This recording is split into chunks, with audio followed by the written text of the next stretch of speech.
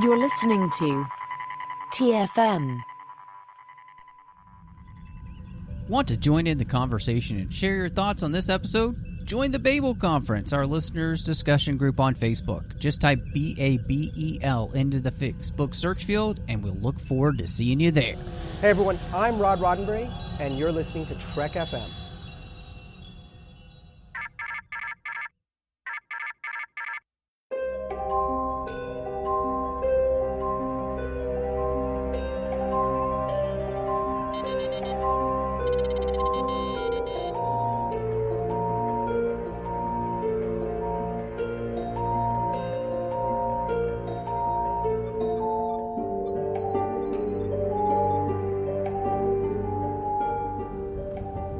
Are you taking all these books?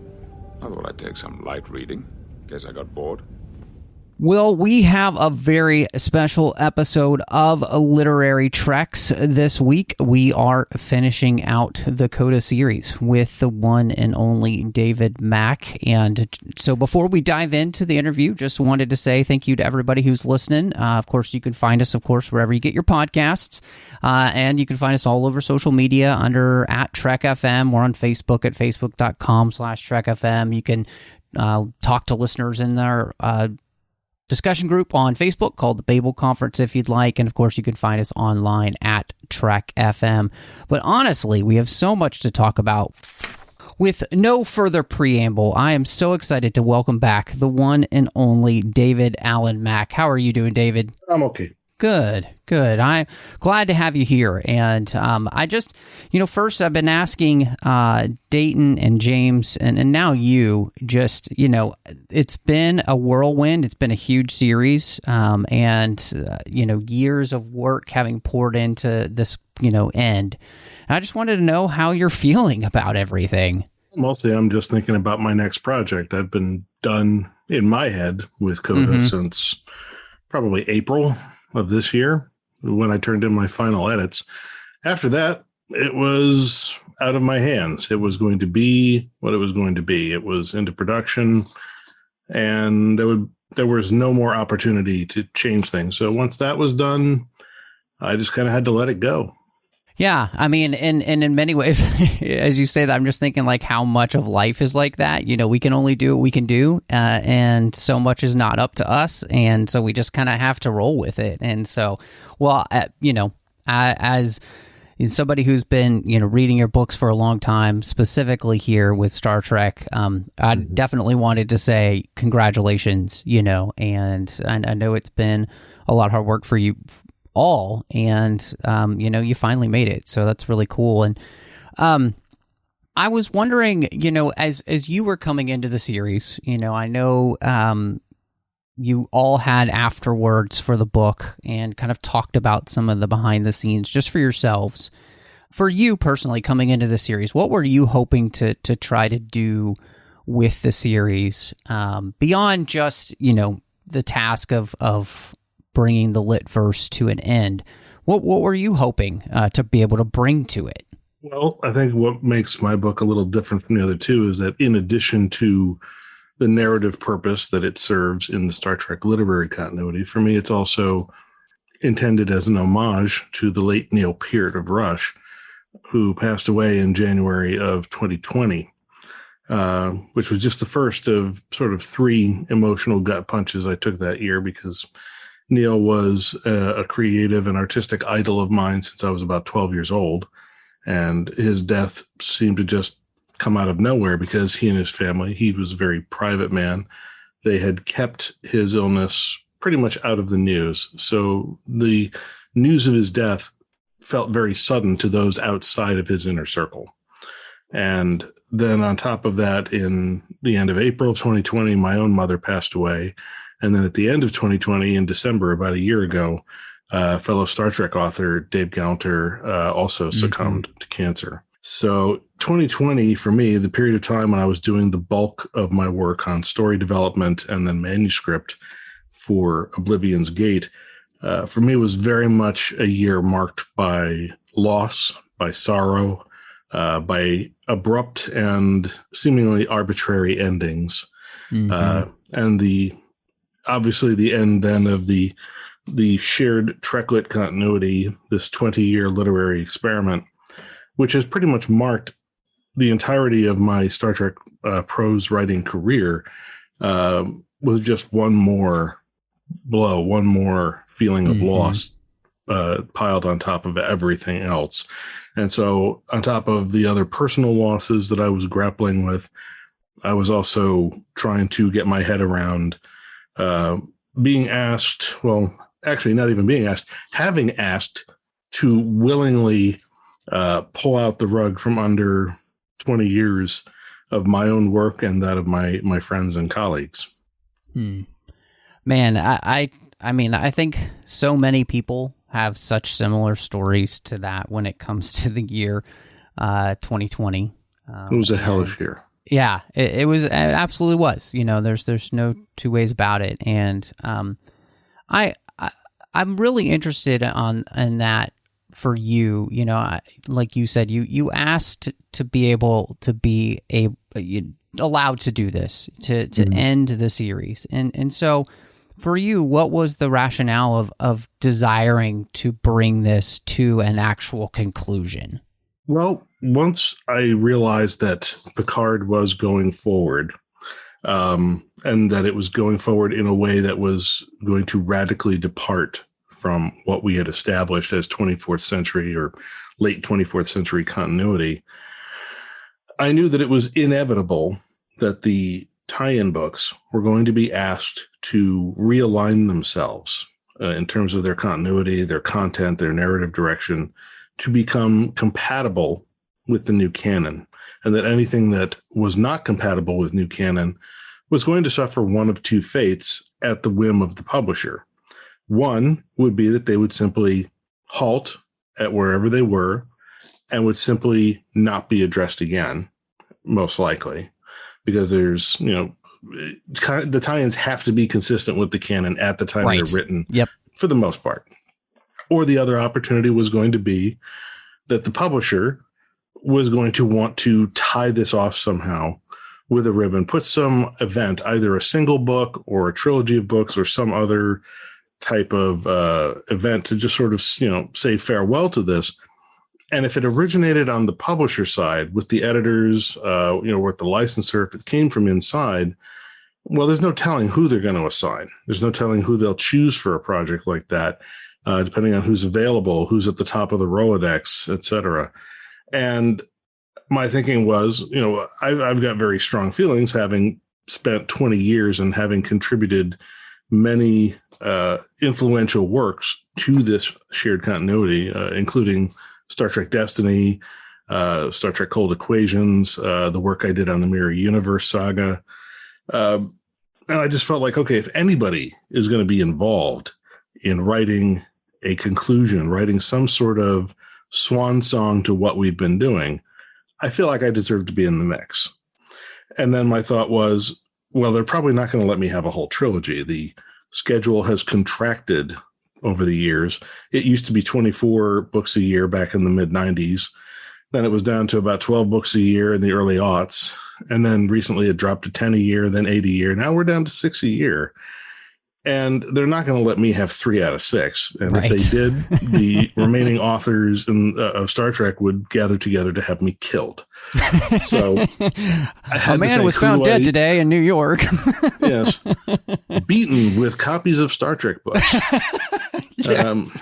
So I had to think, if I was going to share this project with anybody, who would I turn to? Who are the creative partners I've turned to again and again, and who I've enjoyed working with again and again?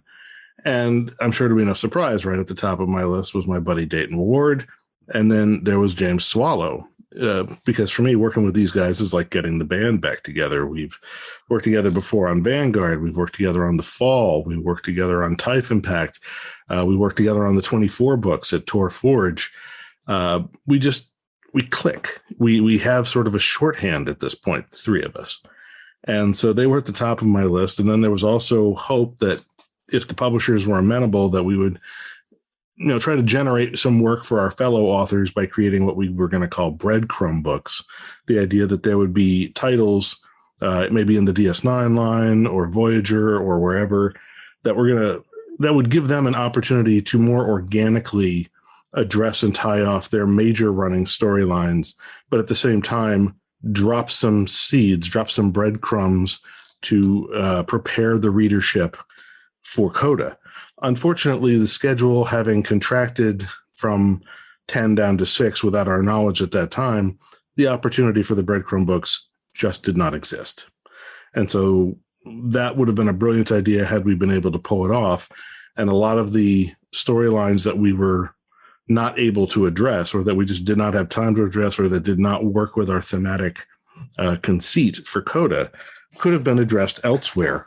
But that just didn't turn out to be the case.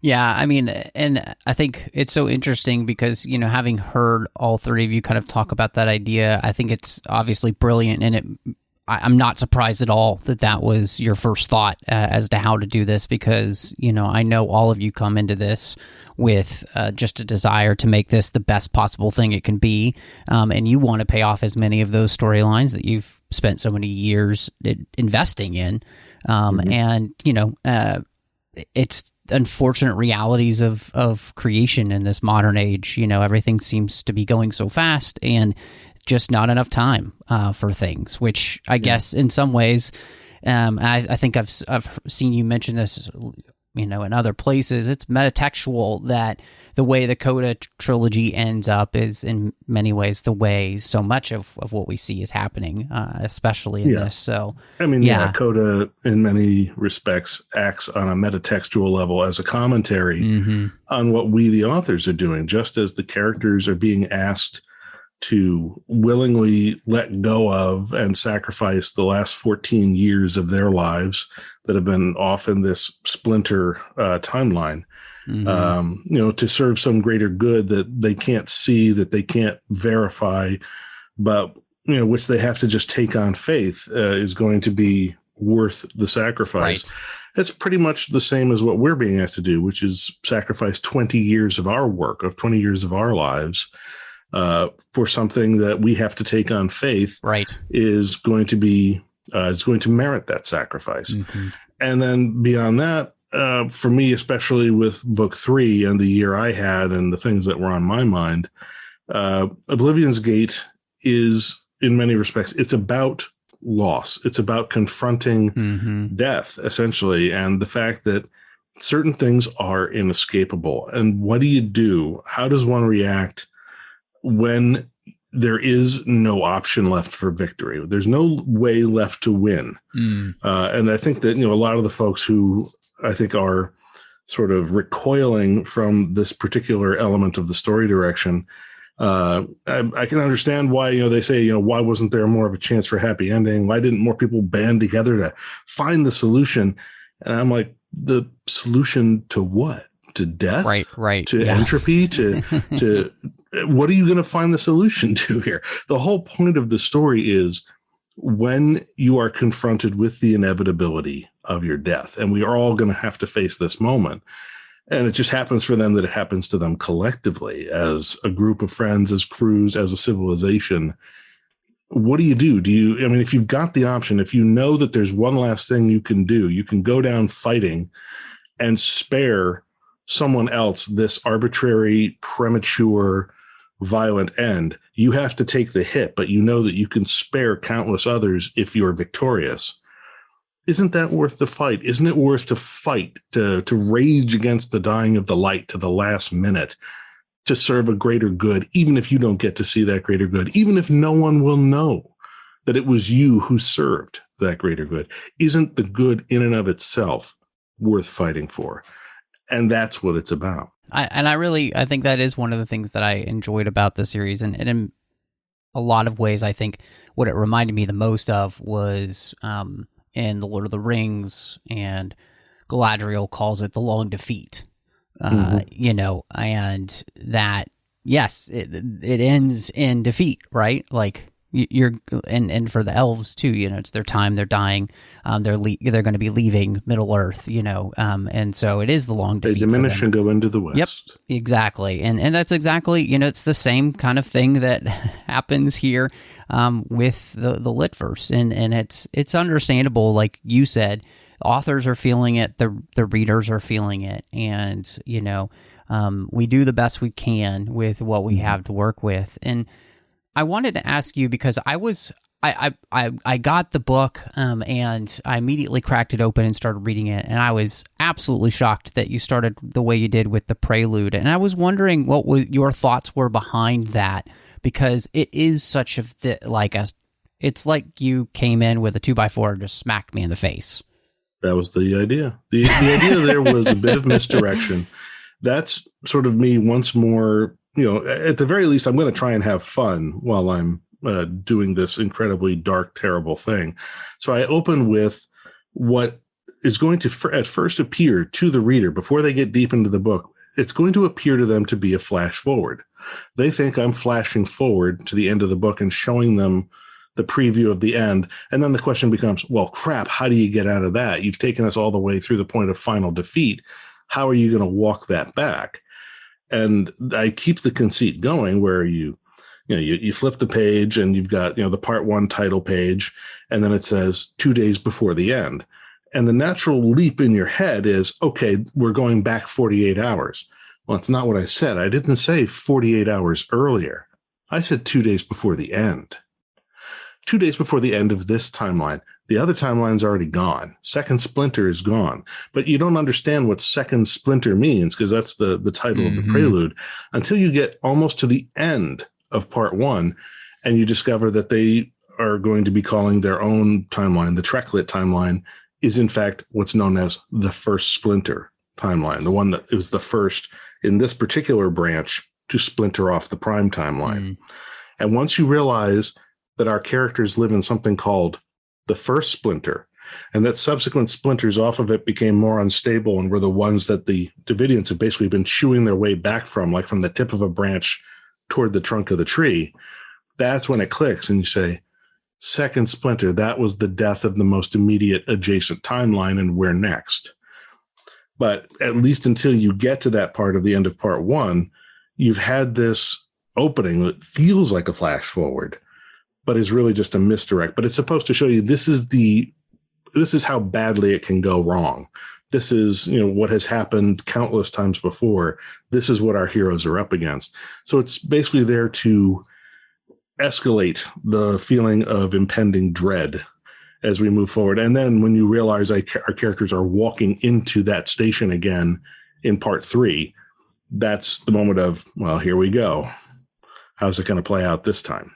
And I think that's one of those things where it gets an immediate reaction from you as a reader, which is always a good thing to be able to do in a book. And then it has you asking a bunch of questions. And so, as you said, throughout the rest of the book, then you're slowly kind of beginning to answer those questions. And you kind of already went into some of it, but, one of the big things about this book is that the Borg are back in town.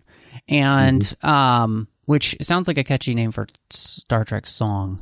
Anyway. Yeah, it's like the boys are back in town. The Borg are back in town. Exactly. You need some nice electronica in the background going and everything. Well, it's more of a funk track. But yeah, I can go with that too. There you go. If you want to honor the original on which you're basing it, just groovy, man. Baby. Groovy. Oh, I love it. But so with that, and explain a little bit of the thought process is that, the Davidians are kind of a side product to something that happened all the way back at first contact. And obviously for you, it's got to mean a lot too, because, you are the person who basically took care of the Borg once and for all. So we're going back to them now to kind of rewrite history. And so talk about how all that came about and why you felt like that was the best way to make this happen. Well, first of all, I blame Dayton.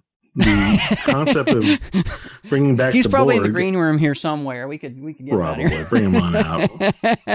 No, he and I had, we had to talk all this stuff out at the very beginning.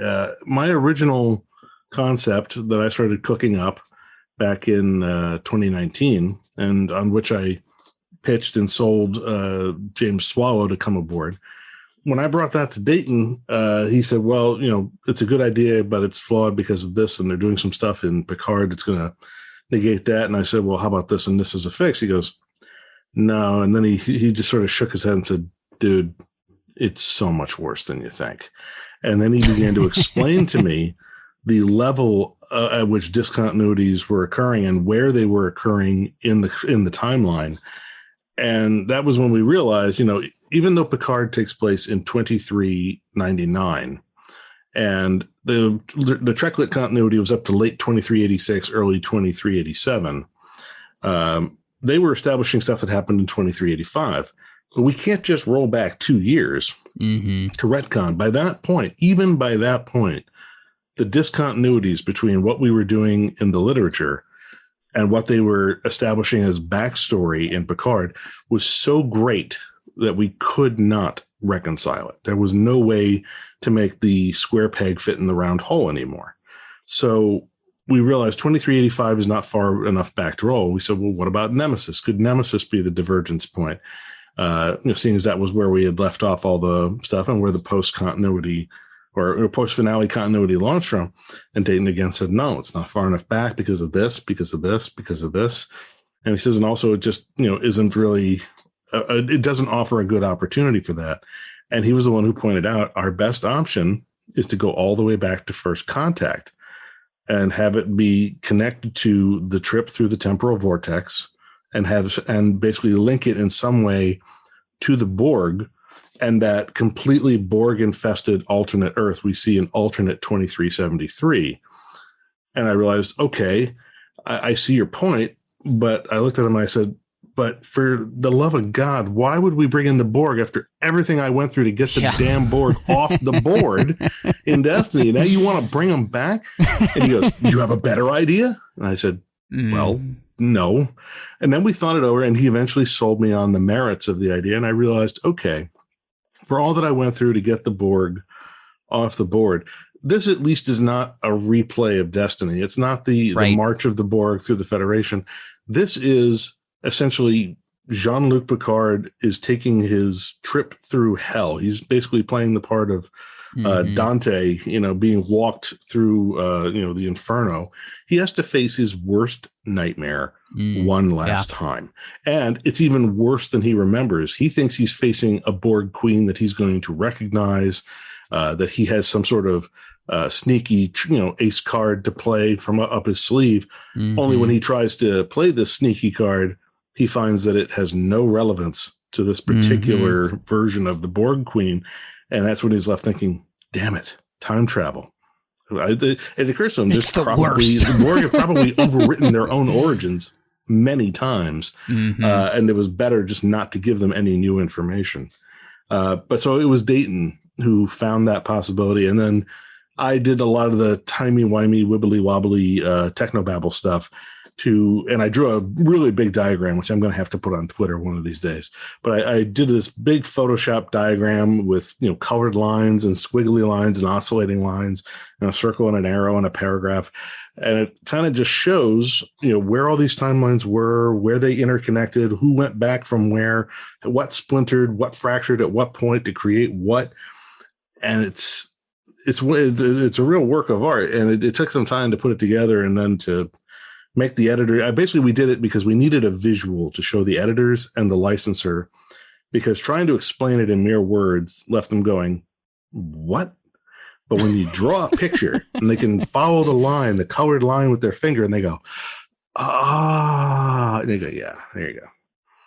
Dude, I want to see that on. I mean, I know fans would love that once, it's been a few months. I'm just trying to give the book about, that'd be fantastic. 3-4 weeks. Yeah. Oh man, I think everybody's going to love that. And I think, one of the things that I love your explanation for this of just the why and the how, because it really does show how much thought you guys put into this. And obviously, I mean, anybody who has listened to Literary Treks or has read your books understands how much thought you guys put into this. Like, nothing you're doing is by mistake or because little things can happen here and there, but there's so much love that's going into this, and I really appreciate that, and the fact that you would sit down and just lay all that out so you yourself had the good understanding and you could explain to others. I mean, it really does. This is obviously a work of people who really love this stuff, and I think it shows. Kind of you to say. So Yeah, of course. I mean, we've been talking to each other for years now, and so it's evident in everything that you do, and of course Dayton and James as well, and everybody else who's written in this literary universe, that this is a true act of love, and so everybody seems to feel that way.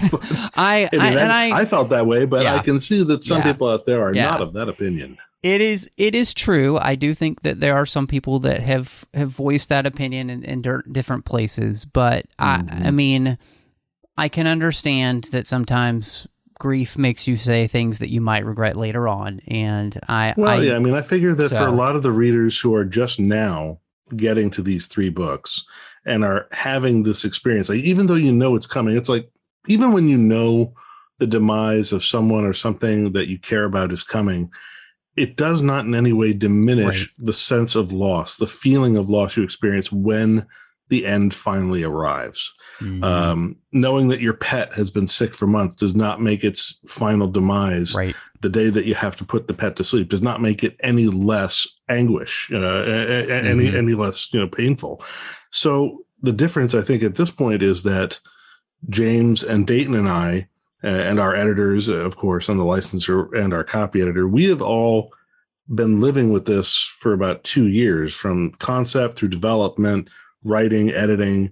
And we've gone through all these stages. We've already been through this emotional grist mill, the Kubler-Ross 5 stages of grief. We've been through them already, and we've already arrived at acceptance because we have to. The work is done. We've done all we can do. We had to let go. There was no choice. It's like, at some point, you've done all you can do. You have to let go. It's in the hands of the publisher. It's in the hands of the readers, and it's going to be what it'll be. But up until that point, just like everybody else, you start out with, denial. Like, no, I can't believe we have to do this. Do we really have to do this? We don't actually have to do this, do we? And then comes anger. And I think a lot of fans, especially the ones who are commenting and doing their hot takes right now in various places, they don't realize it, but they are on the second stage of grief, and they are deep into anger. It's like, this really sucks. How dare they do this? This is terrible. This should never have been done. And then they slide right into step 3, bargaining. Bargaining is where you try to figure out if there's some deal you could make with the universe to ameliorate this, mitigate this, change this, avert this. What should have been done was this. Oh, the story they should have told was that. This should have been done. It should have been about this. They actually should have done this, or it should have been about that. Well, it's not. And if you're stuck in that mindset, then you're not engaging with the work that is.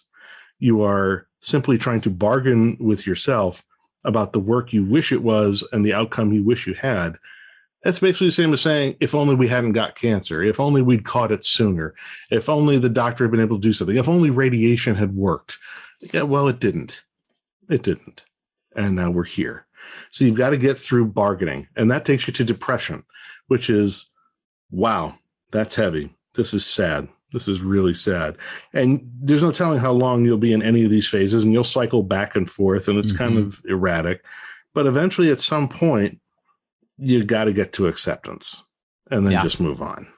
One of the things that I thought was really fun, and you do this all the time in your books, but one of the little things that I love that I picked up in the whole being back in that timeline with the Borg is, how Picard as Locutus is basically, I'm endangering the mission. I shouldn't have come, and he does the whole, basically the Luke from Return of the Jedi. Skywalker. Yeah, it was great. It was great. So I caught that and I loved it, because, but it obviously it makes sense, for that to be something that's going to really impact the character of Picard in that way. And so, well, that's my favorite bit about going into the whole Borg setting, was just to have one more chance for Beverly Crusher to have a true hero moment of the sort that the film and TV producers seem committed to denying her.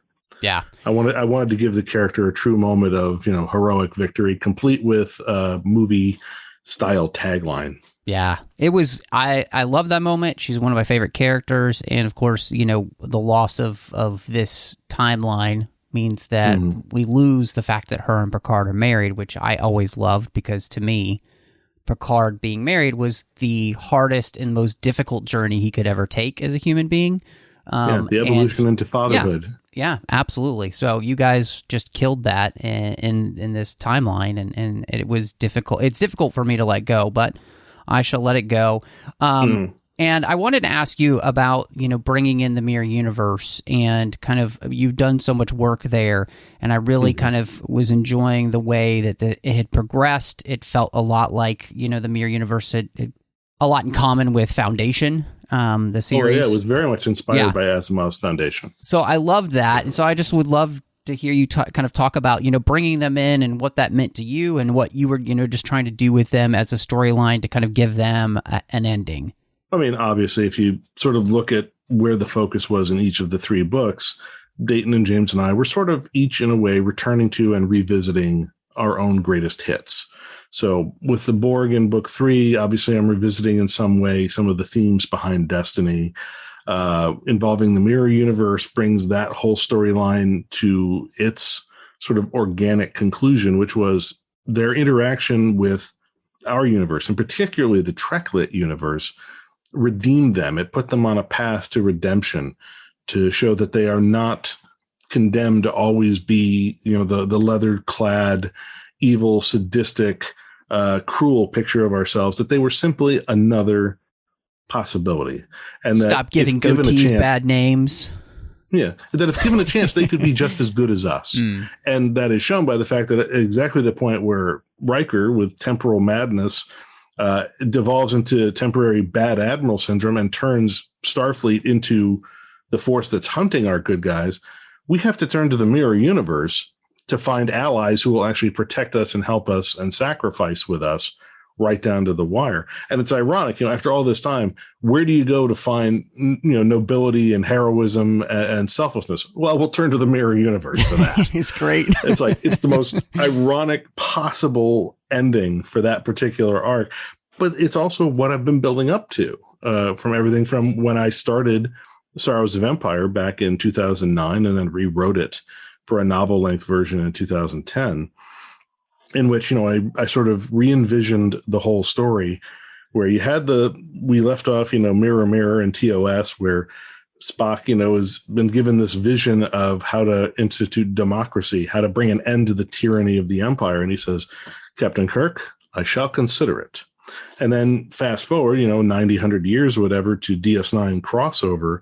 And we're told that Spock instituted these democratic reforms, but then immediately his, new republic or whatever was overrun by the Cardassian Klingon alliance, and the Terran people were enslaved, and Spock was a fool. And I'm thinking, no, Spock was no fool. No, if this happened, it's part of a plan. Spock played you. You think you defeated Spock. You didn't defeat Spock. And so I concocted the story of Sorrows of Empire and the genesis of Memory Omega, which of course is a play on Memory Alpha and Memory Beta, which are and Memory Prime, which are the data archives of the Federation. So Memory Omega is both an archive and it's this plan for the future. It's essentially Foundation. I turned Spock into Harry Seldon, right down to the point where he's seeing, hundreds of years ahead, these great chess moves, so that when he gets executed at the end of Sorrows of Empire, his final statement to the Cardassian who's about to shoot him is, with the end of, with the fall of my civilization begins the end of your own. Tyranny cannot prevail.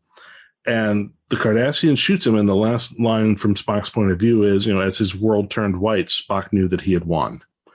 It's like, that's his last thought. You've pulled the trigger, you idiot. I win. So I've been sort of building this for years, and there was no way I was going to do something that was about bringing the 20 years of Treklit to a close and not have some way, and not in some way have a big part to play for the mirror universe, which I went to all this trouble to rehabilitate. Yeah.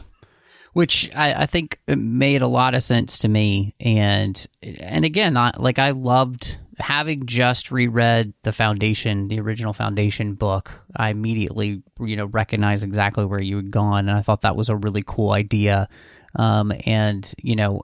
it's one of those fun things that I've loved that you as the authors have done over these last 20 years, is utilized bits and pieces of different things that you do love to kind of bring in and help tell stories in this universe. And it worked really well, and it created a really interesting aspect for the story, which, and you touched on a little bit, the Riker story there, and we have some great character stories, I think, in this last book, for, what I like to call all of these characters in the end, the epic Star Trek Suicide Squad. But I really liked Riker's story because, and I know a lot of fans were complaining about it, but I really saw this as, when you can only see the bad of something and you're so fearful, it makes you do really dumb things sometimes because you're not thinking clearly. And I really enjoyed you guys playing with him like that, because I think it meant more by having a character of Riker's status go through this and show us what that looks like. Mm-hmm. Yeah, he was in severe pain. He wasn't even really evil. He wasn't, being driven by pride or malice. He was being driven by anguish. He was being driven by grief and the fact that he suddenly finds himself, in the thrall of, under the yoke of a version of himself, a temporal echo of his psyche, which has taken up residence inside his head, which is so overwhelmed with, this recent grief and loss that it's just overpowering. He can't fight against it because there's a lot of power, a lot of energy that comes out of that kind of pain. And so he's struggling against it. And I know that obviously there's a lot of criticism of, coming so quickly after John Jackson Miller's story in which, he was taken by the Cytherians and put through the mill like this. And, I kind of lampshade that, at the end of book 3. Why didn't the crew pick up on it sooner? Well, really, from the point where he really kind of goes off the deep end, like starts becoming clearly unhinged, that's not till like really the very end of book 2. Like up to that point, he's, a little bit more strident than usual, but it's all perfectly explainable, within the context of the scenes. Like when he's first dealing with Picard at Starfleet Command, it's entirely plausible that he could have simply arrived at a different conclusion, at a different interpretation of events than Picard did. It's not necessarily any sign that he's unhinged. There's no reason his crew would think he was unhinged through most of book 2. And he's trying to bring Picard to justice. From his crew's point of view, it just could look like he wants to be the one to bring in his friend so that nobody else does and screws it up and maybe kills the man. Right. They think he's probably just trying to bring his friend in and we're going to help him do it. They don't see him as unhinged because from their point of view, he's not doing anything that crazy until the end of book 2, where suddenly the verbal slips start to happen. Suddenly it becomes clear something is wrong with this dude.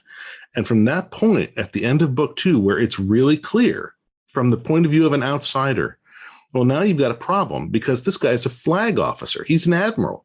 This is a military organization. Even in a time of great crisis, it takes a lot for a junior officer trained in a military organization with a military hierarchy to say, you know what, I think we need to do something about the admiral. You don't do it. Admirals get a lot of leeway because they're admirals. That's the whole point. So, yes, he starts to go off. He starts to clearly come unhinged at the end of book 2. And they say, you spend half of book 3 on it before. It's like, yeah, half of book 3 is what, 24 hours? So from the point where he starts to act really unhinged, takes action, they immediately try to take action, his wife, the captain, and the medical officer, to do something about it. Within a matter of hours, they've confronted him.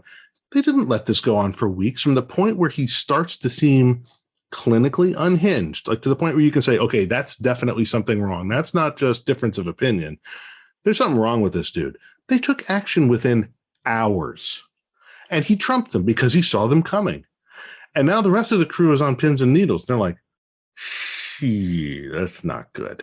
Right. Well, within 24 hours after that, they've turned it around again. And at that point, his wife, has managed to work channels and gotten to the first officer and gotten obviously the security team, on board. Nobody's tipping their hand. Everybody's got poker face right up to the moment that they goad him and take him into custody on the bridge. And it's like, okay, it seems like it took a long time, but it really only took 24 to 36 hours after he started to show real signs of being a problem child. In the middle of a great crisis, 36 hours to act on an admiral, that's actually pretty damn impressive. It may have seemed longer to the reader, but it really wasn't. It was literally a matter of hours.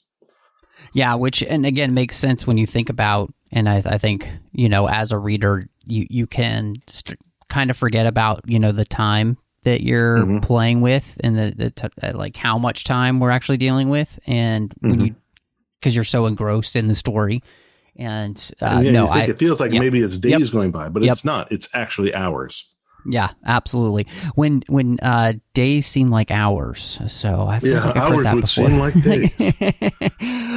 Another really obviously key part in the story is where the emissary and the hand of the prophets unite. And I really loved this about the story. I had missed the fact that Sisko had kind of been, relegated to just being a captain and not being the emissary really anymore. And I just wanted to have you talk a little bit about using them in this kind of like spiritual aspect again, and especially the fact of really paying off the fact that we had called Kira the Hand of the Prophets, and that actually meant something. Yeah, I mean, that takes me all the way back to my first DS9 novel, Warpath.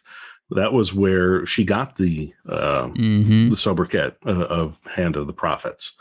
Came about through these sort of weird wormhole visions she was having while she was in a coma. And I think originally when Marco Palmieri, the editor of the books at that time, asked me to take that route, the plan for her as the Hand of the Prophets was related to the Ascendance storyline that he was working on. I think it was supposed to be contained to that. But we saw an opportunity here. We said, well, that crisis has come and gone, and Kira persists. And, she's even become more a woman of faith. She's a Vedic now. She retains the honorific. So we thought, well, let's play with that. Let's figure out what that means. You're the Hand of the Prophets. You are the active hand, the active instrument of non-linear temporal entities, and you are their instrument in linear time. What does that actually mean? And so we try to subvert that expectation, obviously, in book 2, by having to say, well, obviously what it means is she's the one who has to make the decision to close and destroy this universe's version of the wormhole by sacrificing DS9. And we try to make you think that's what it was about.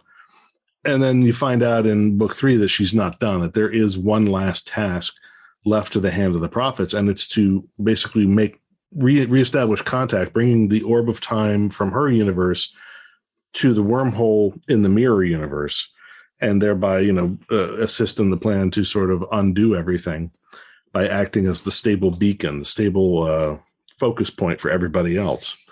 And then you find out that she's got some power at the end where she's actually channeling some temporal power from the prophets to stop time for a critical moment to enable the plan to succeed. So it was just sort of fun to pull these things out of the air. The only thing sort of that we regret is that there were so many complex ongoing storylines in the DS9 books that David R. George III had been writing.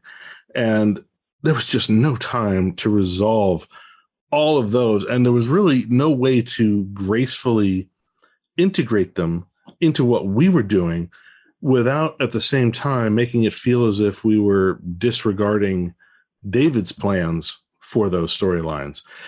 We didn't want to just suddenly, affix a new meaning or new conclusion onto, the Rebecca Sisko storyline or whatever the other sort of ongoing threads that he had been building.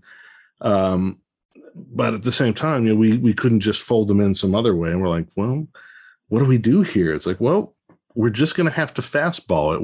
We're rolling somewhat beyond. We'll have to assume those got resolved at some point prior to this in the continuity. Because what we need from Sisko is we need him as the emissary back in that role. We need him to be called back to that role by the prophets in book 2. We need him and Kira to play more active roles as the emissary and the hand in books 2 and 3.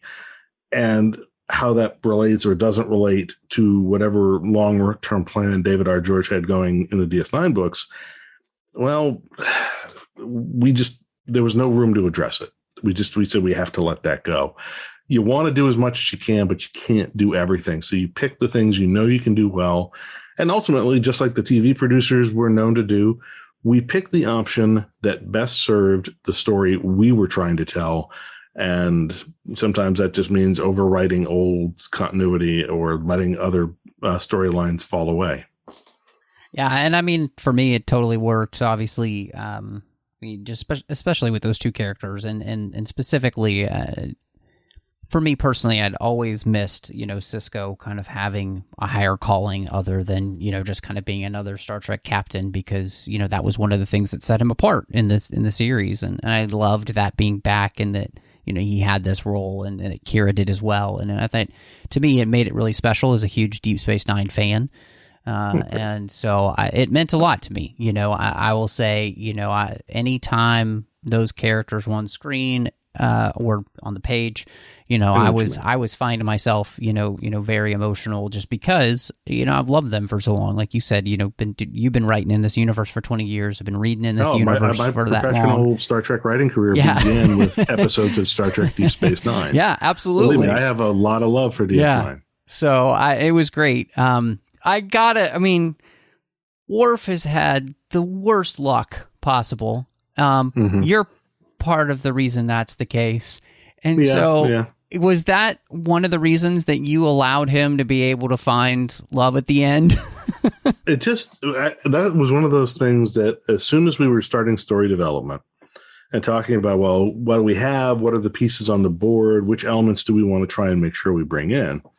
And we're like, well, we want to bring in Mirror Universe, and James and Dayton were like, well, Dave, you should probably take that and find some way to use it in book 3, because that's really been your baby. And I go, that makes sense. And as I start looking at it, I say, well, all right, let's look at the pieces on the board. Who's left from book 2? Who's on the board? Who's in play? And that's when I remembered, all right, who was on the Mirror Universe Jaunt Ship Enterprise? And that's when I remembered K'Ehleyr is XO. And I was like, oh, the XO coming over, on the Defiant with Picard is Worf. Worf has never met Mirror K'Ehleyr, not in canon, not in the lit. This is a first moment, and it's going to be earth-shaking for both of them. And the moment I realized the enormous potential that resided in the meeting of Prime or First Splinter Worf and Mirror Universe K'Ehleyr, I was like, well, that's got to be a subplot. That's a story in and of itself. It would be criminal not to explore it. And it was a definite choice, having known how many times Worf has had to, kneel weeping over his lost loves 3 times, at this point, 2 of them at the fault of the TV producers, and 1 is mine, by the way. I only killed Jess Minder. They killed Jadzia and K'Ehleyr. That was not me. I only killed 1 of 3, so let's not put all of this on my head. You didn't kill everyone. I didn't kill all of them, for sake. I killed 1. But yeah, you put him back together with K'Ehleyr, and then suddenly, there's this great opportunity for this star-crossed romance. They each, see something in the other that, isn't there. There's all this doubt. There's this pulling away, but there's also this undeniable magnetic attraction that they're both feeling. And the best part of all of that was, when they finally couple together and she has to slap him and say, what's ever the point of love, you fool? The point is to live before you go to Sto-Vo-Kor. And it's like, she's right. Death is coming, and love is a gift. True love is a gift given to very few. Take it while you got it. And then the ending, of course, big spoiler here. So if you haven't read the end of the book, put your fingers in your ears and go, la, la, la. I'm not listening, Jeffrey. Earmuffs. Earmuffs. it seemed poetic and right that at the very end, the family of Worf standing together in battle, a Klingon family glorious together, and then father takes a brutal hit, son tries to go to the father, son is hit, father and son are down, not yet dead, but definitely dying and in bad shape. And then to have Kalar, the fierce lioness, the mother protector, take up his sword, his bat'leth, and she's just slaughtering everything that gets in her range. That was just, to me, that was like just a beautiful moment. I saw that in my imagination and I'm like, oh yeah, that's gotta happen. I'm hearing like, the dramatic upswell from the end of Queen's Who Wants to Live Forever, as she's like slicing Davidians, apart, knocking them off the platform. And then, of course, it's basically for her, the arc is she's been alone her whole life. She's been a loner her entire life. And on the last day of her life, she meets her true love and the family she could have had. And then you've got Worf, who's had all these star-crossed romances. Everything's been taken away from him, time and time again. And on the last day of his life, he gets back the first great love of his life. And his son gets back his mother. I'm like, dude, I gotta do this. This is, if nothing else made book 3 worth writing, their story did. Yeah, I think that was something that I loved about the book, and it really jumped off the page for me was this opportunity to, if Worf in this continuity and this first splinter, if he's going to go to Sto-vo-kor, that he would go out in this way. And, with everything that you authors have done to kind of bring him back with his son and to kind of repair that relationship there.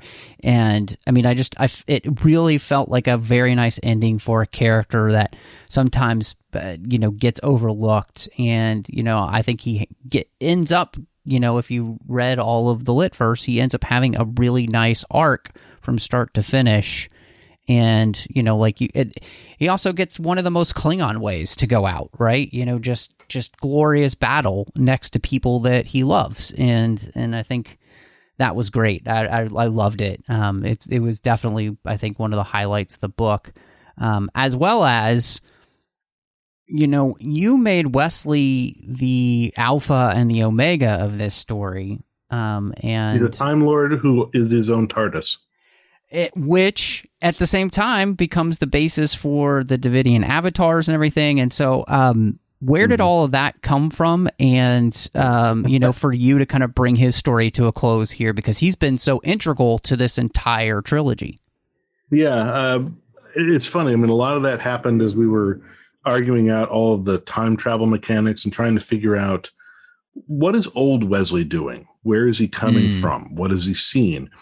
Why can't he tell us everything we need to know right at the beginning? And so it's because he knows he's tried before. And it's like the more information he tries to give out, the worse it seems to go. But if he says nothing, it doesn't help. So he's trying to play this balancing game. How many clues can I give to set them on the right path without biasing events and then screwing it all up again? And then, so we're trying to figure out where he's been, what he's seen. And then you're trying to interpret that from the point of view of middle-aged Wesley, adult traveler Wesley, trying to second guess his older self.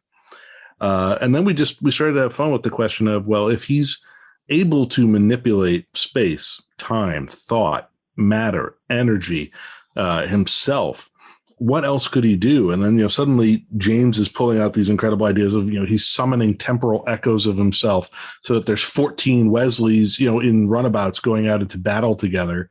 I'm just like, that's amazing. And then I'm like, well, if he can do that, what else can this dude do? And I think the notion of, finding out that he is the foundation for his own enemies, for the Naga, for the avatars, and the sort of circular nature of being made into your own opponent. A lot of that came from the fact that I was really a big fan of the TV series version of 12 Monkeys, which was, ironically enough, run by Terry Matalas, who is now the showrunner on Star Trek Picard. And there was just a lot of that sort of great mechanics. Like, it looks for, all the world like there's just nothing but chaos and unexplained connections as you're watching each season unfold. And then suddenly you get, toward the end of each season, and then especially when you got to the end of the series and you start seeing the threads all come together, and you see, the alpha and the omega are the same thing. The beginning and the end are one. And I think part of that thinking, that sort of sense of coming full circle, you reach the end of the story only to find out you've set the beginning in motion. I think that was very much inspired by Terry Matalas's work on 12 Monkeys. So that's part of where that came from. And then like a lot of the stuff, a lot of the interactions between Wesley and Beverly Crusher, of course, were the product of, at the time that I was developing story. And then while I was writing the manuscript, I was mourning my mother. So that's where a lot of that came from. I have to say, I really enjoyed that part of the story, and I'm glad that you gave them that time together. Again, because these are characters to which we don't know if we'll ever see again in the prime timeline. So to be able to see Wesley and Beverly have those moments was really special, and two, just the way in which, with Beverly and Wesley and Jean-Luc together, and what these characters mean to one another. And again, that's all comes down to what y'all as the authors did in allowing Picard to open up his heart to be a father, to be, kind of a stepfather, even though, Wesley's a traveler and has really no need of a dad at this point. But you gave them all something that was really special there. And I loved that part. I thought it was really well done. And, it meant a lot to me, just as a reader, to get to see those characters have those moments, because they'll never come again, Yeah. And also because of Wesley's sort of interesting relationship with time and space, whatever, it allowed us to sort of inject again a note of hope into what is otherwise a tragic, bleak moment where, in the moment when Beverly is grieving his, apparently final death, it's Renee who has to sort of say, Mom, be quiet for just a second. Listen. And when she does what Renee tells her to do, she can hear Wesley's voice. And he's basically explaining to her, I am now the beginning of time. I am the end of time. I've always been, I always will. There's a sense of, I am no longer here, but I am not lost. And we will be together again.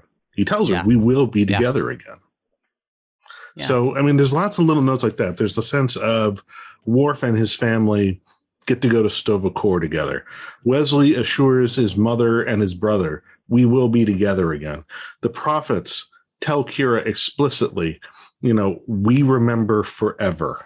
And then you've got Benny Russell, who is basically saying all of these stories are no more and no less important than the other, and they're all real. We have Anish in chapter 40 telling Picard, when he says, it'll be a blessing to know which of these things I'm seeing are real and which are not. And she says, that's the first lesson, Jean-Luc. They're all real. Yeah. And that's sort of, when people say, I don't see the message of hope in this book. Well, then you weren't really paying attention, were you? Because the whole thing, it's right there. We have multiple iterations of people being told, I know it looks like it's over, but you're not forgotten. It wasn't pointless. It wasn't for nothing. There are multiple points where that is reinforced, and you are told again, this was not for nothing. Yeah. And I think that's something that's so important. And like you said, I always think about how, the Harry Potter series is so much about death and coming to understand death, from childhood to adulthood. And, in many ways, this series is like that too, and so I really like that. And I think it does make it mean something more, which is always good when you can do in a medium. And so one of the big plot points that you used was making the Orb of Time Time's skeleton key. And so where did that idea come from? Because the moment you said it, it made complete sense that this artifact linked to the prophets would be something that could do something like this in the end. Well, again, that was the product of many, many conversations, some over Zoom calls, some just in a Twitter direct message channel that Dayton and James and I set up. we had many back and forths over the course of a few months where we were trying to figure out all the various things that could be in play and how they could work. We were trying to figure out not only what did we want to do for an ending, but how was it going to work and how was it going to be dramatized? Why was it going to be emotionally important to the characters? So that determined in a lot of ways who wound up together at the end, why certain things were involved, which ones. So there was the rationale was, of course, it's usually great when you have a finale that's operating not just on events at one point and not even just at 2 points, but the 3 points where you've got to align three things in order for the heroes to achieve victory. They've all got to be in sync and they're all facing challenges. And if any one of them fails, the whole thing goes down. It's really just a great dramatic tool to amplify the stress and the risk and the stakes that attach to the ending. It's also a great way to maintain pacing as you cut between them with shorter and shorter chapters, shorter and shorter scenes, accelerating the pace at which we race toward the very end. So it came out of that. And I guess once we realized, we had the Orb of Time, which had been introduced in the show, and it had been shown in Trials and Tribulations that Kira had a particular knack for using the Orb of Time. She was the one who was able to figure out how to use it to bring Defiant back from the 23rd century back to the 24th century. They said it in the episode. That was Kira. So we have some canonical basis that Kira has a particular knack with the Orb of Time, a connection with it. And we said, well, let's build on that. We have a canon basis. Let's go from there. And then the Orb of Time and several other orbs were integral to some visions she had in the DS9 novels. She's interacted with more than one, which is apparently a very rare thing among the Bajoran people. And, even some of the high-level Vedics and Kais never got to handle more than one of the orbs. And, she has encounters with multiple. So we said, all right, so we've got the Orb of Time. And I said, and the Davidians have their intertime base, and they have whatever technology they're using to destroy timelines. And then we have the Borg with whatever technology they use to cause the fracture. And so it just seemed to us that, okay, if these two things, or actually if this one thing caused the fracture, and then this other device is being used to exploit the fracture, you have to use both of them to fix it. But how do you calibrate the two of them, and how do you keep it all from going haywire? You need something that acts as a beacon, a constant, something that can be used to balance. You need something that is true. And that turned out, when we talked about it, we said, well, that sounds like the Orb of Time. And then we were able to find the drama in that, which is, when Kira has to destroy the Celestial Temple at the end of book 2, the Orb of Time goes dark, and she feels like, oh my God, I've killed my gods. I've killed my gods. And she's living with this, as the hand of the prophets, as a Vedic, as a member of the clergy. Imagine being a Catholic priest and realizing you've just killed God, or you just killed, God the Son and God the Holy Spirit. Now what do you do? How do you live with that? How do you live with yourself? And she's grappling with this guilt and this grief in the beginning of book 3 until the point at which the prophets who exist in the mirror universe and reside in the mirror universe incarnation of the wormhole are able to reach out to her again through the reignited Orb of Time. So the Orb of Time in that respect, also as a MacGuffin, is again another symbol of hope.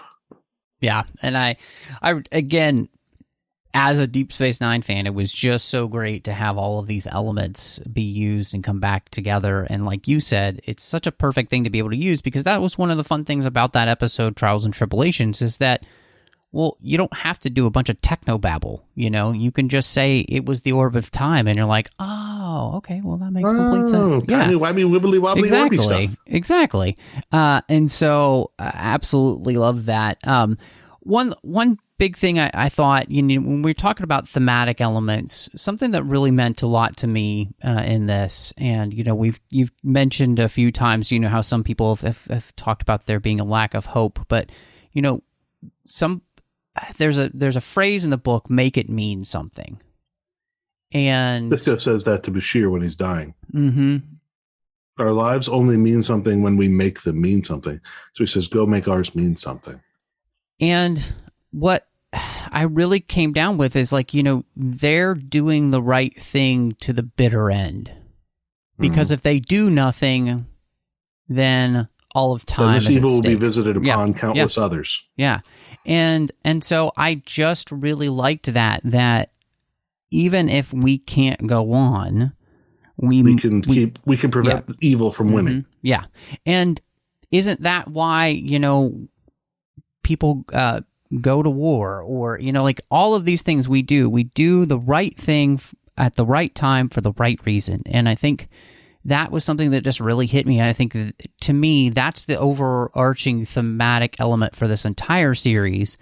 And these characters show us that, even if it means our end, it's worth fighting for. And it's worth dying for. We fight for a belief, we fight for a principle. Yep. And I think in that regard, this book, a couple of years ago, I read a book of sort of nihilistic philosophy called The Conspiracy Against the Human Race by Thomas Ligotti.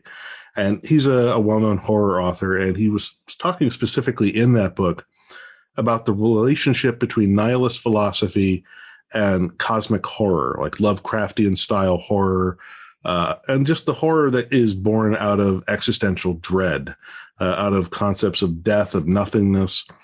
And it's very much what you'd expect. It's in many regards a depressing work, which sort of argues that human consciousness is not a good thing, that in fact, if anything, it's a cruel cosmic joke, and that essentially, sentience is human life. How does he put it? It's malignantly worthless.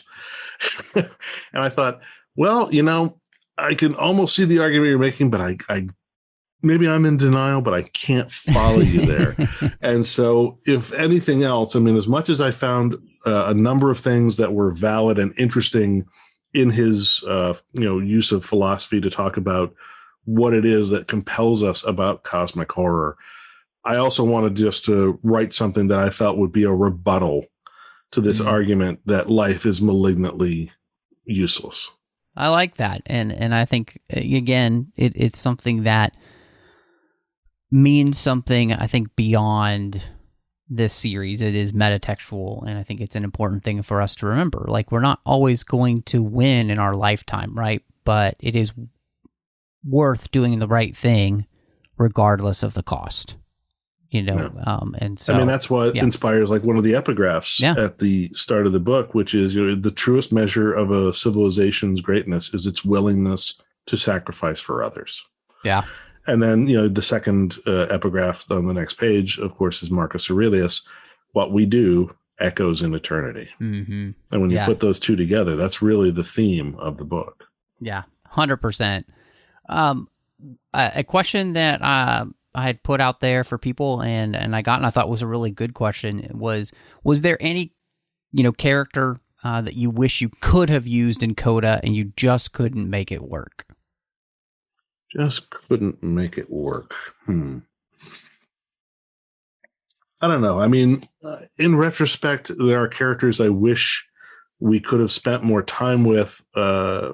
Characters like Garak. He had some scenes in book 2 that I thought were good and quite affecting. And I gave some notes to James about those moments. It would have been nice if, I think I would have liked to have spent a little more time seeing the situation from Spock's point of view, because I do love Spock as a character. And it would have been nice. But again, a lot of these cuts were determined by pacing. Another scene that I wanted to write, but I could never really find a good place to put it in without, again, screwing up the pacing, was the meeting between Alexander and Kalar. The meeting of the son, meeting the image of his deceased mother. There was a lot there, but again, from a pacing standpoint, I couldn't figure out where to put it, where it would feel right, where it would feel organic. But I think, to be perfectly honest, probably another reason I shied away from tackling that scene is it would have just been too much for me as an individual, having just lost my mom. Yeah. I just don't think I could have written it. Yeah. No, I totally understand. I can't even imagine what that would have been like. And I just where you went, I think, just for yourself emotionally with writing the scenes with, you know, Wesley and Beverly. And, you know, I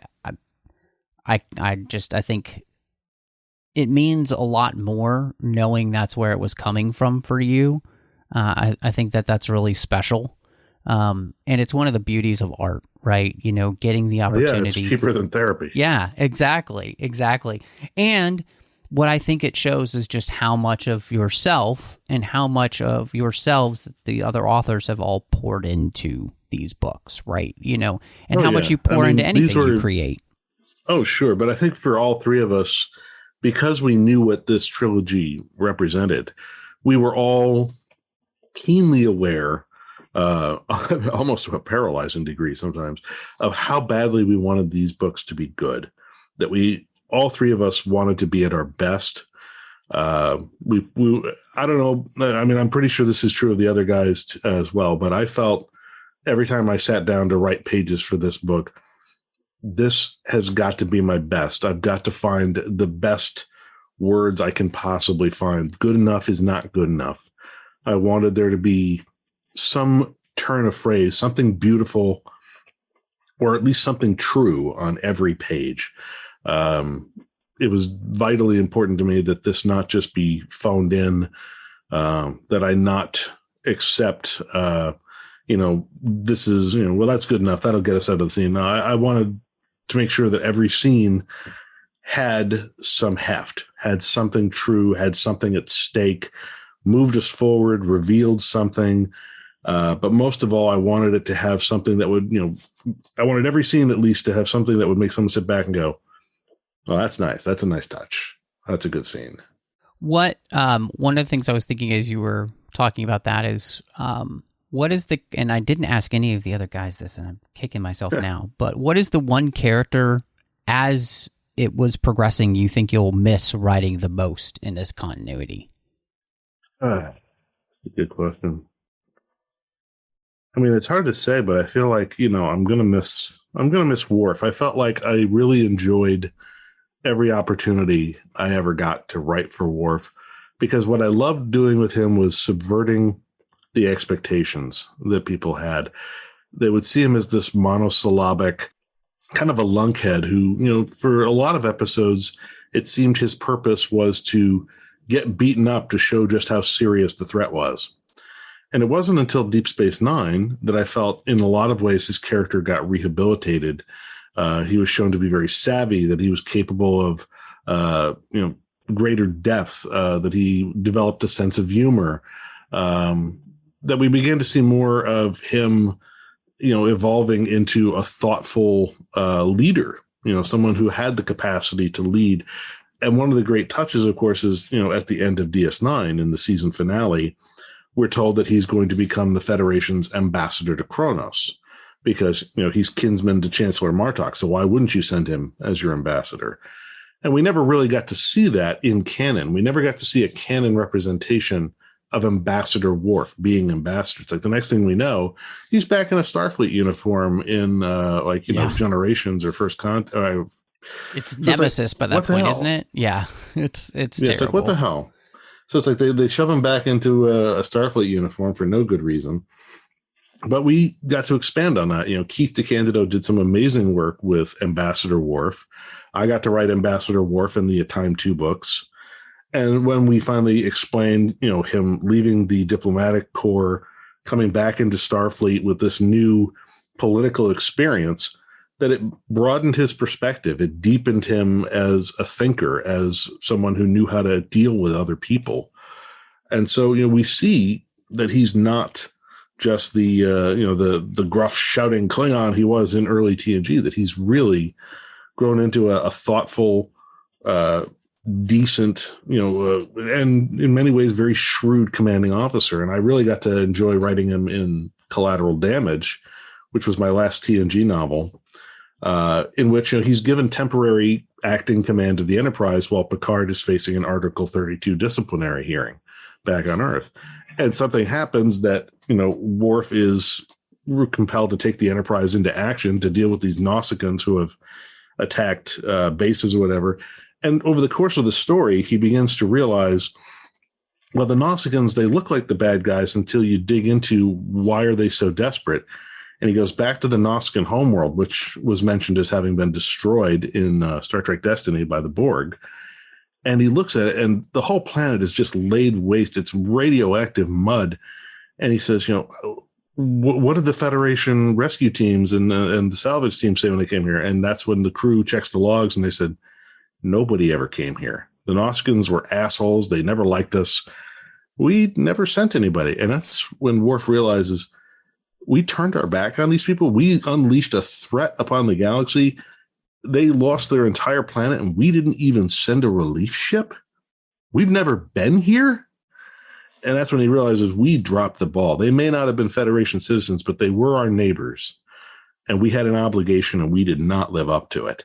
And that's when he reaches out, and suddenly it's Ambassador Worf. You see him as a diplomat reaching out to his kinsman, Chancellor Martok, saying, what can the Klingon Empire do to help fix this mess? The Federation screwed up. Can you help me fix it?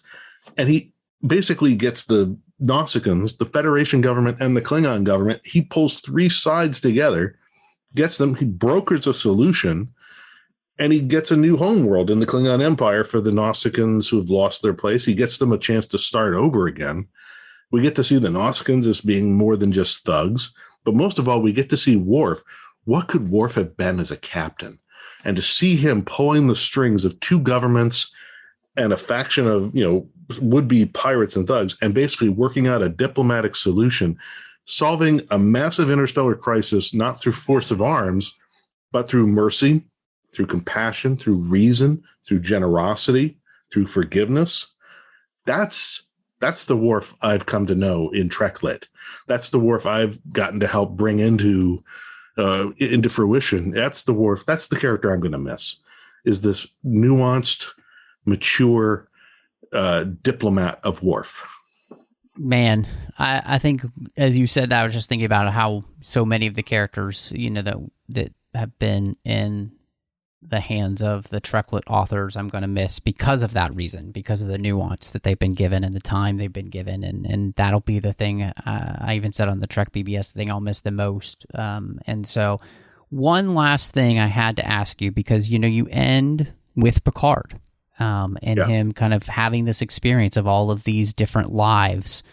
And then, of course, fading basically into what we know as the prime timeline Picard verse now, so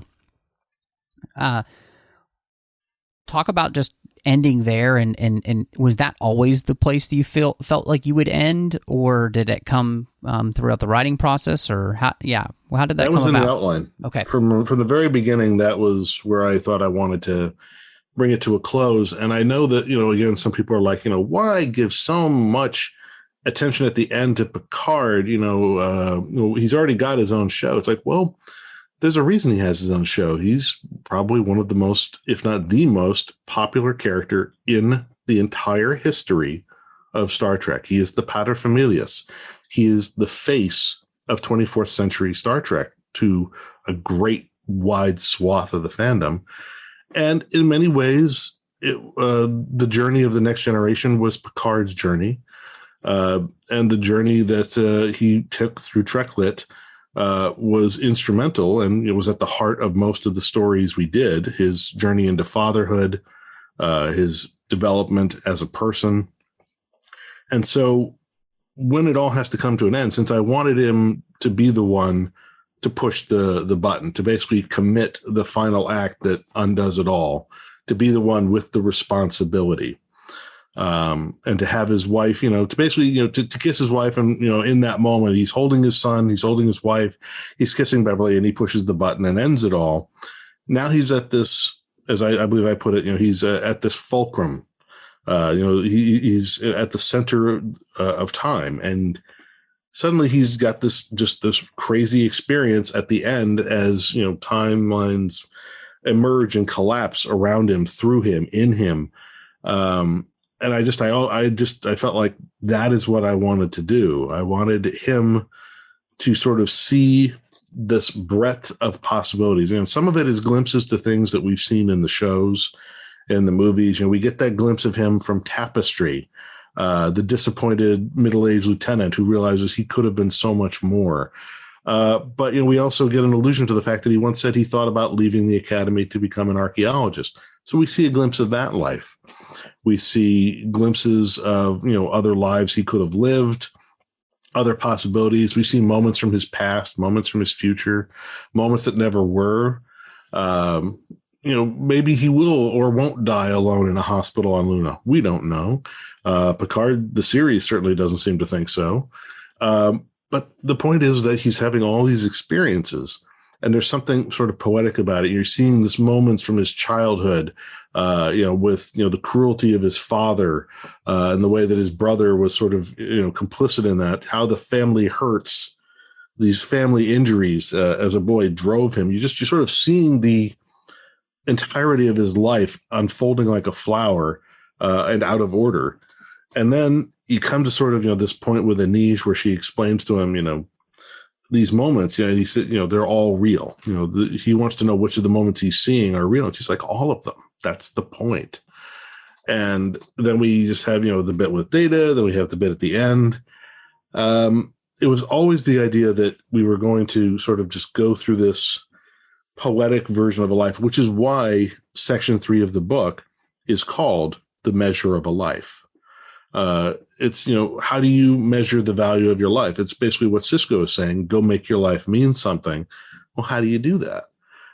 Well, the characters in the story do that through their actions, and Worf, does that when he dies next to Kalar and Alexander.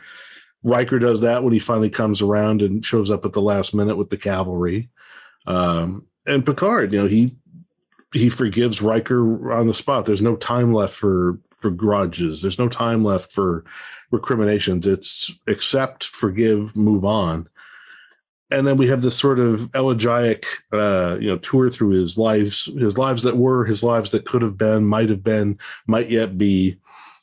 But in the end, it all comes down to, but then comes Oblivion's inevitable embrace, and the rest is silence, which is essentially what waits for all of us. No matter, how disjointed time may be, at the end, that's what waits. And then, of course, just for emotional impact, on the facing page, I've got Leonard Nimoy's last words on Twitter. Life is like a garden. Perfect moments can be had, but not preserved, except in memory. Live long and prosper, which I thought were very poetic. And what was interesting about that is that, here he's talking about the gardens, and then you've got Picard tending his garden of his vineyard. But when you talk about tending your garden in a metaphorical sense, you're talking about caring for the things, nurturing the things you care about, your life, your loved ones, your home, or in, Jean-Luc's case, his vineyard. And then, of course, the section titles and, some of the little moments are all inspired by a Rush song called The Garden. So the section titles are all, extracted from the lyrics of The Garden. So this theory, this image of a garden and this notion of moments being preserved, like this whole notion about perfect moments can be had. Anish said that in Star Trek Insurrection. The moment about the quote about time being a companion that goes with us, they said that in First Contact. So I realized that there were these echoes, these thematic echoes about time, about gardens, about perfect moments, about memory. And they go through all of Star Trek. They've been in Generations. They've been in Insurrection. Now they're in Picard, but they're also in this work by, Rush, by Neil Peart, this artist who I've idolized for most of my life. And I realized that in this particular case, I had an opportunity to tie all these things together and make it not just a swan song for the Treklet, but also an homage to Neil at the same time, and an homage to Leonard Nimoy. Yeah, and I think it was, and it made sense to end that way, obviously, because everything, the whole point of this is to kind of basically transition us into where we are now in the prime timeline with these characters. And so to end with Picard made sense. And then in the way that you wrote it, it was, and who knows if they'll ever do anything with this, but there was a part of me that felt like everything that Picard experienced there, like, is a part of the Picard in the Picard show. And so that he remembers all of these different lives. And that was a nice thing, because even if it's never explicitly said in the show, I can still make it part of, what I think of when I, watch the show, which was great. Because obviously, yeah, you're right. Yeah. I can't explicitly say that, but Right. It's a lovely notion. Yeah. And then again, you have the epilogue, the grace note. What remains to be seen, with Benny Russell again. And again, there the notion is that all of these stories have mattered, and we've got the whole thing where you're with him at the moment as he's finishing writing what apparently is the manuscript for the book you've just read. And then, he has this flash of inspiration where he starts the first sentence of his next book, and he just happens to write the first sentence of Una McCormack's The Last Best Hope, which is the first book for Star Trek Picard, which is also a prequel novel to the series. And there's a line about, it ends on "A new future begins here," which is Benny's internal monologue. A new future begins here. And the irony of this, of course, is the date at the top of the epilogue is September 8, 1966, the date on which Star Trek premiered on American television. So A New Future Begins Here. Yes, Star Trek premieres that day. It also is A New Future Begins Here with Star Trek Picard, with Una's book. And so it's operating on a lot of levels. There's like a lot of little Easter eggs there. But sort of bringing in Benny to, again, just highlight the metatextual nature of the story, and sort of, again, just speak to, again, also this very moving chapter in Star Trek history. I felt like that was the poetic touch that tied it together. Yeah, and I think it works, and it does put a bow on something that, has, been very emotional and substantial for so many people for so many years, readers and authors, and all the work and all the hours spent on your side, putting it all together, for us enjoying it and digesting it, talking about it. And, now we're in a whole new era, and who knows exactly how it'll all work and where they'll go. But I do hope, for myself as a reader, that, you'll be a part of that in bringing us new Star Trek adventures, whether, set during the series that are going on, or, however they're going to format what comes next. Who knows? So, but for myself... I'll be around. Yeah. I'll be around. Yeah, for myself, I just wanted to say, one, I appreciate you so much for all of your hard work, but I also appreciate you for the time that you've given us here on Literary Treks over the years, to be able to kind of pick your brain and talk about your work. And it's meant a lot to me personally, the fact that you've done that. And I just appreciate it more than I can say. And so, thank you for that.